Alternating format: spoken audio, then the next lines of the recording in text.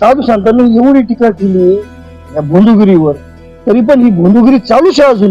काय सांगायचं, संत तुकाराम महाराजने 16व्या शतकात सांगितलं, नवसे करणे कन्या रत्न होती तरी का करणे लागे पती. नवसाने मुलं होत असली तर नवरे करायची काय गरज आहे, 16व्या शतकात तुकाराम महाराज सांगितलं. आजही मुलं होण्याकरता नवस केले जातं, हे दुर्दैव आहे.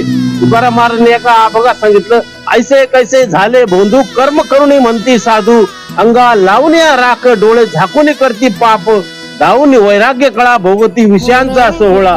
तुका म्हणे सांगू किती जळो त्यांची संगती. आणखी एका अभंगात तुकाराम महाराज म्हणतात, कसे सांगे ब्रह्मज्ञान आणि लोकांची कापितो मान, देव सांगे जनासी नाही अनुभव आपणासी, कथा करीतो देवाची परी अंतरी आशा बहु लोभाची.